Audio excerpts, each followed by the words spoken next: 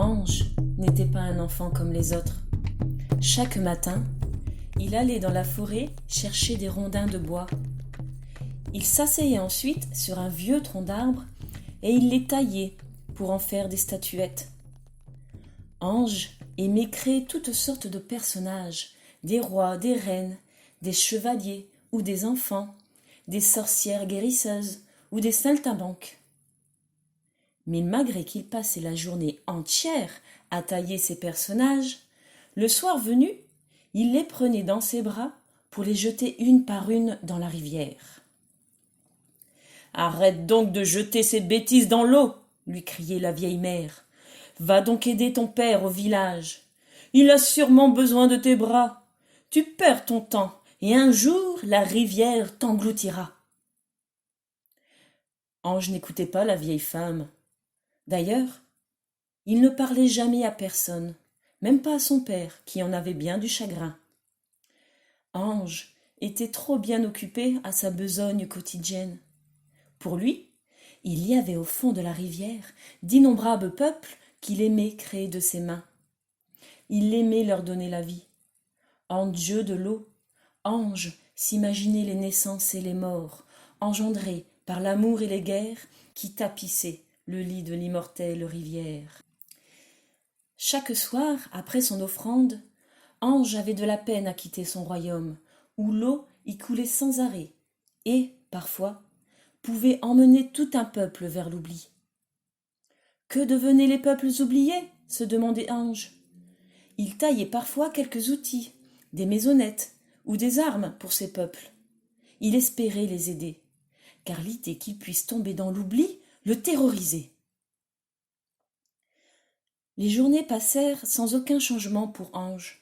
C'était un rituel.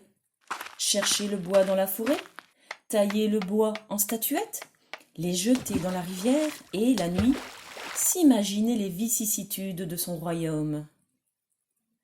Mais vint une année de sécheresse intense. Et la rivière commença peu à peu à se tarir, laissant Ange dans de terribles angoisses. La nuit, il refusait de quitter la rivière. Il n'arrivait à se calmer qu'en se berçant d'avant en arrière contre le tronc d'arbre, les yeux fixés vers son royaume. Son père lui disait de rentrer et de ne pas s'en faire. Mais Ange n'écoutait personne.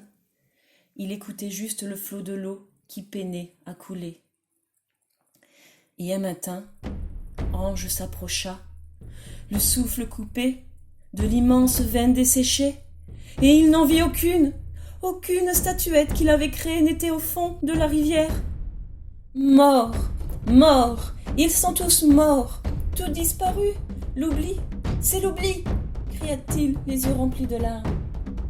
Il descendit dans le creux de la terre et creusa, fouilla, jeta la boue à la recherche des peuples disparus.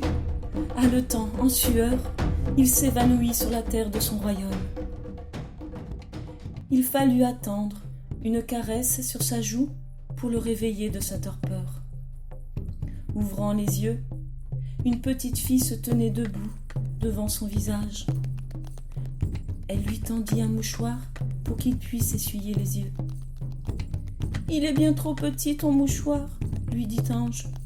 « C'est que tu es trop grand, » répondit-elle. « Que fais-tu à dormir dans la boue ? Tu n'as pas de maison ? Et tu t'appelles comment ? Moi, je m'appelle Perle. » Ange se redressa et regarda la fillette. « Ange, je m'appelle Ange. »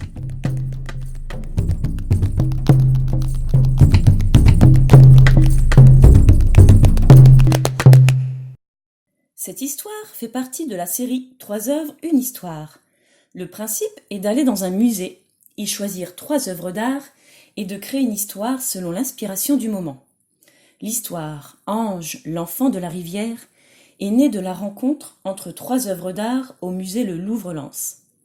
Une statue de décor de sanctuaire d'église représentant un ange, une troupe de serviteurs funéraires et le tableau de Bartolomé Esteban Murillo, jeune mendiant.